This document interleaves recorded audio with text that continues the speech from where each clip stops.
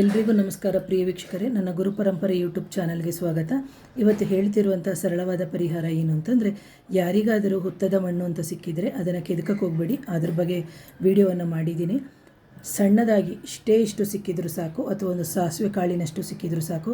ನಿಮ್ಮ ಮನೆಗೆ ನೀವು ಅದನ್ನು ತಗೊಂಡು ಬಂದು ಸಣ್ಣದಾಗಿರುವಂಥ ಬಿಳಿ ಬಟ್ಟೆ ಅಥವಾ ಹಳದಿ ಬಟ್ಟೆಯಲ್ಲಿ ಕಟ್ಟಿ, ಅದರ ಜೊತೆಗೆ 2 ಏಲಕ್ಕಿ, ಸ್ವಲ್ಪ ಪಚ್ಚಕರ್ಪೂರ ಅಂತ ಏನು ಸಿಗುತ್ತೆ ಅದರ ಜೊತೆಗೆ ಸ್ವಲ್ಪ ಗಂಧವನ್ನು ಹಾಕಿ ಇಡೋದರಿಂದ ನಿಮ್ಮ ಮನೆಯಲ್ಲಿ ಹಣಕಾಸಿನ ಸಮಸ್ಯೆ ಇತ್ತು ಅಂತಂದರೆ ಅದು ಕ್ರಮೇಣವಾಗಿ ಕಮ್ಮಿಯಾಗುತ್ತೆ. ಜೊತೆಗೆ ಮಾಂಸಾಹಾರಿಗಳು ತರ್ಬೋದು, ಸಸ್ಯಾಹಾರಿಗಳು ತರ್ಬೋದು, ಮಕ್ಕಳು ತರ್ಬೋದು, ಹೆಂಗಸರು ತರ್ಬೋದು. ಆದರೆ ಶುಚಿರ್ಭೂತರಾಗಿರಬೇಕು. ಚಪ್ಪಲನ್ನು ಹಾಕೊಂಡು ಹೋಗಿ ಅದನ್ನು ತಗೊಂಡು ಬರಬಾರ್ದು ಅಂತ ಹೇಳ್ತೀನಿ ಪ್ರೇಕ್ಷಕರೇ. ಇದು ನಿಮ್ಮ ಹುತ್ತ ಬಂದು ಪ್ರತಿ ಗ್ರಾಮದಲ್ಲೂ ಇರುತ್ತೆ. ಅದನ್ನು ಹೇಗೋ ಯಾವುದೋ ರೀತಿಯಲ್ಲಿ ತೊಗೊಂಡು ಬರಬೇಡಿ.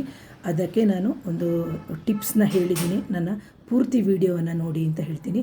ಯಾರಾದರೂ ನನ್ನ ಚಾನಲ್ನ ಮೊದಲನೇ ಬಾರಿಗೆ ನೋಡ್ತಾ ಇದ್ದರೆ ದಯವಿಟ್ಟು ಚಾನಲ್ನ ಸಬ್ಸ್ಕ್ರೈಬ್ ಮಾಡಿ, ಲೈಕ್ ಮಾಡಿ, ಶೇರ್ ಮಾಡಿ, ಕಮೆಂಟ್ ಮಾಡಿ. Thank you.